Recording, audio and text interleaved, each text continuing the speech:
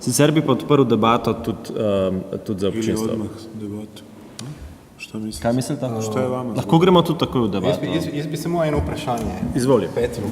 Tam, why police? Odgovor bi bil, zakaj ne policija?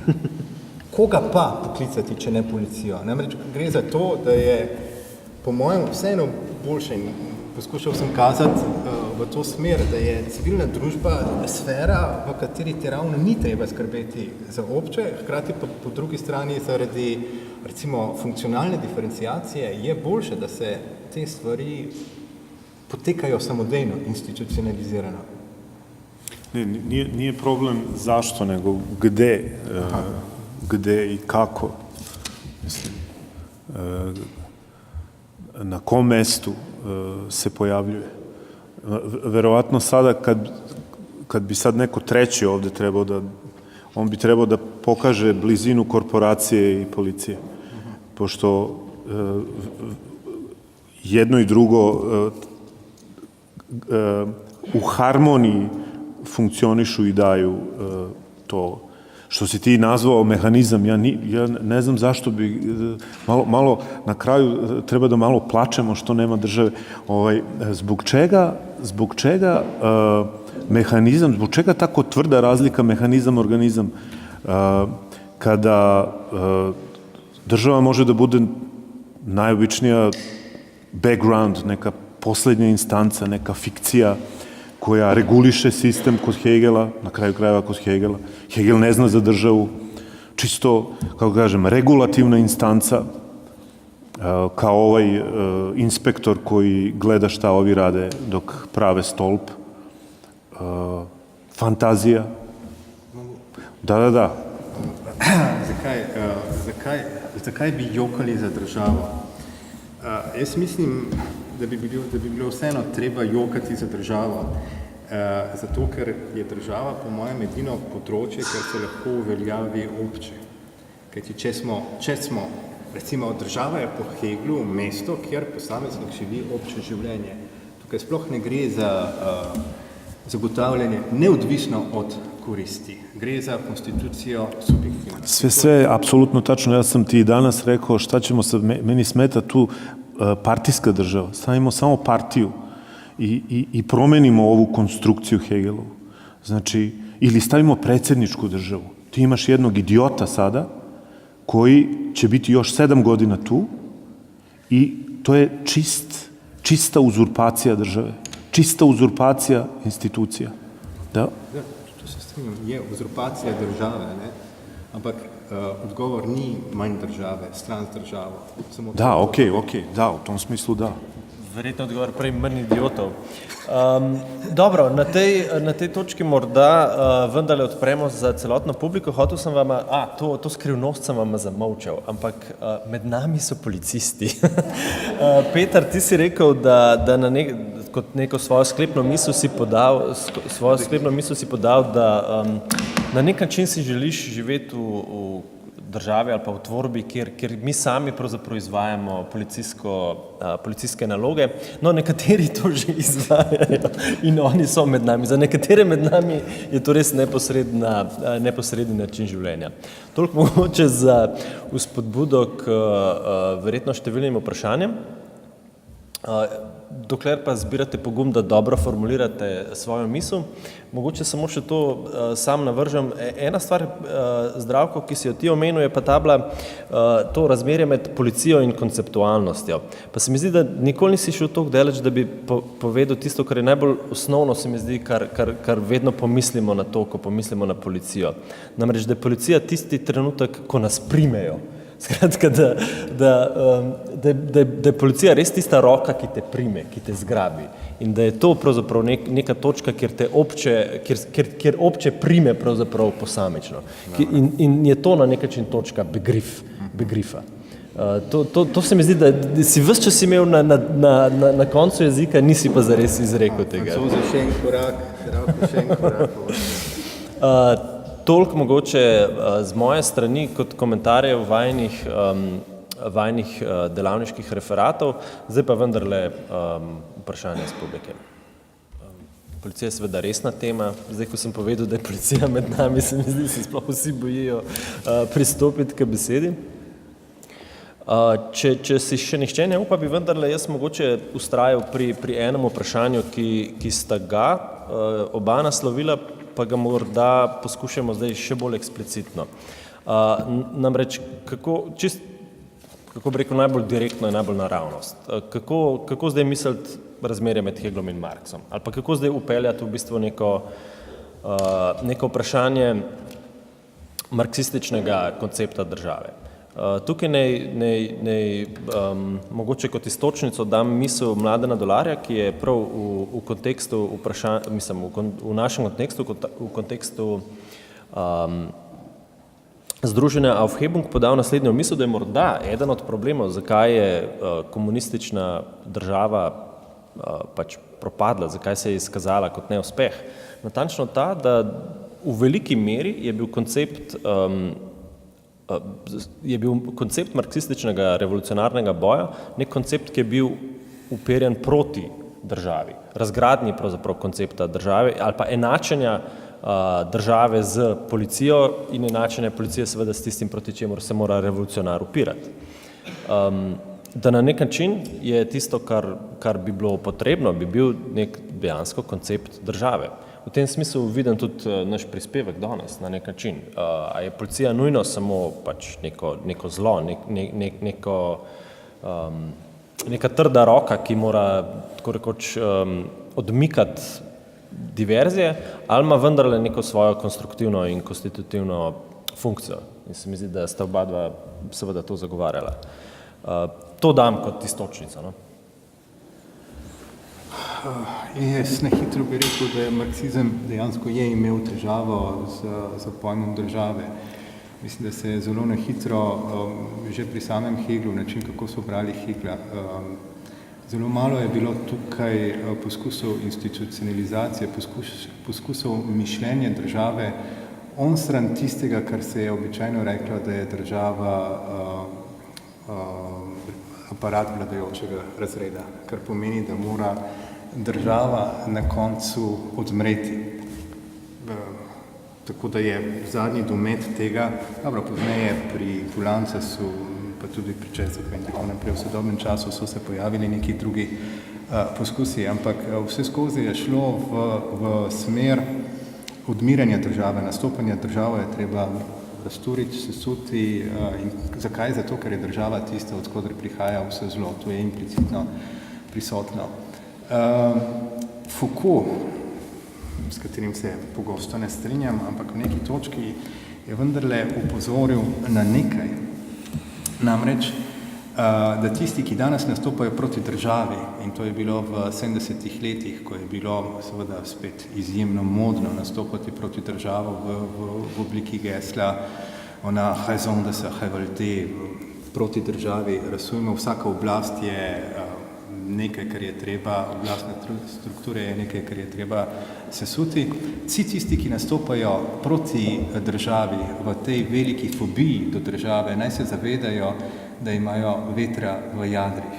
In kaj se je zgodilo tedaj? Pazite, zgodilo se je to, da smo imeli na eni strani levo teorijo, ki ni imela teorije države, tukaj drži, ki je v osnovi nastopala proti državi, v maoistični verziji še toliko bolj, se je poklopila z neko desno strujo, ki je ravno tako nastopala proti državi.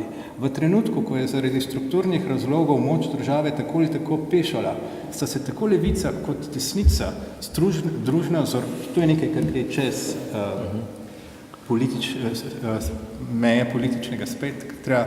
Se pravi, v trenutku, ko je bila država, ko je crkovala, sta levica in desnica naredili iz tega eno od vodilnih mest svojega programa. In kaj se je zgodilo? Ja, po mojem, dejansko se po mojem dogaja to, da je država odmira in da se z tega stališča vračamo v kaj?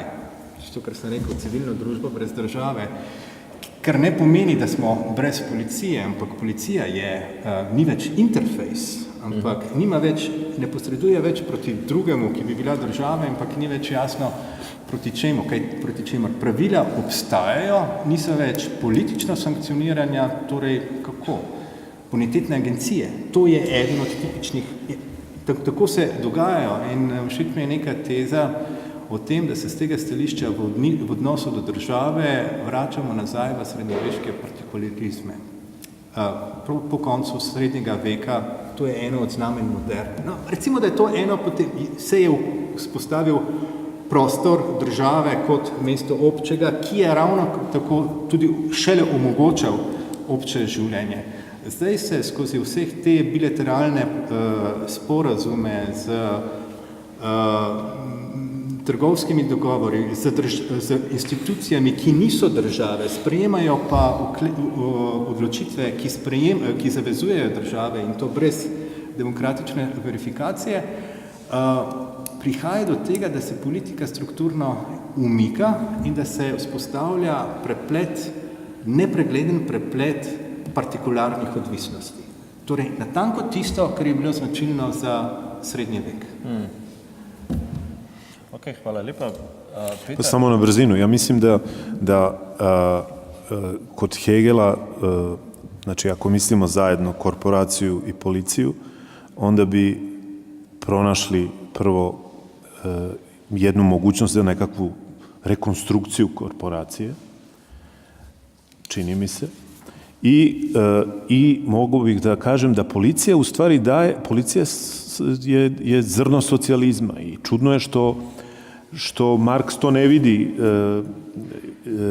bez policije nema socijalizma. Policija je taj moment koji, ja ne znam da li je iko napisao lepše strane o siromaštvu i koji je angažovano pisao o siromaštvu od Hegela. De facto, a to je policija, to je sistem. Lahko še nekaj v zvezi, ko govorimo o marksistični teoriji države. Seveda smo poleg tega imeli tudi nek poskus izgradnje socialistične države, ki naj bi bila izgrajena, izpeljana na podlagi marksistične teorije. Tako da lahko rečemo, da vse tisto, kar se je zgodilo, so poskusi oblikovanja,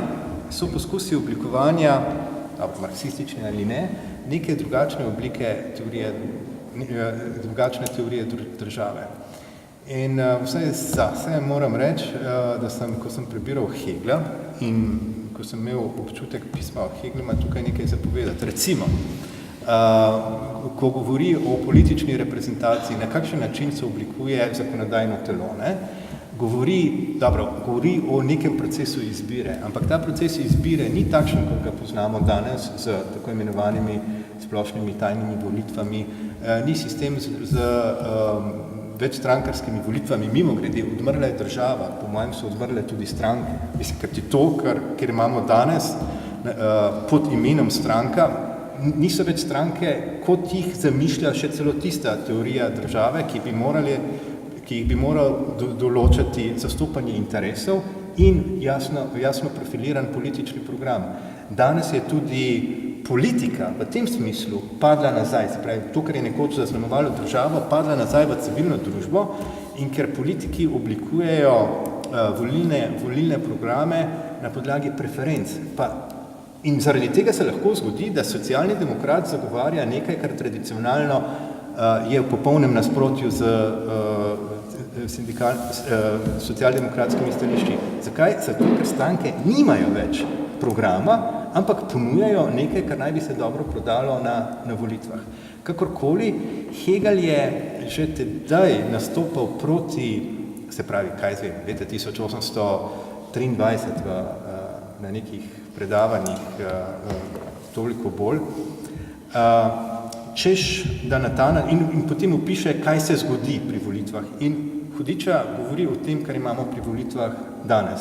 Tako da ni bilo potrebno je bilo nekaj jasnovidnosti, moral se biti Hegel, da si to videl, v redu, ampak konceptualno je to nekaj, kar je bilo vgrajeno v sistem, še predtem se je sploh spostavil.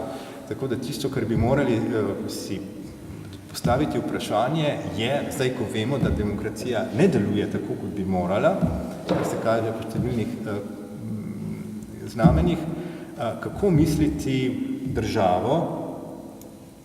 Ne samo marksizem ni imel teorije države, tudi mi nimamo teorije države, kajti ta država, ki jo imamo, vemo, da ni, ne govorim zdaj o tej partikularni državi, ampak forma države ne ustreza, ne deluje tako, kot bi morala, a obenem ne vemo, kakšno teorijo države bi si oblikovali.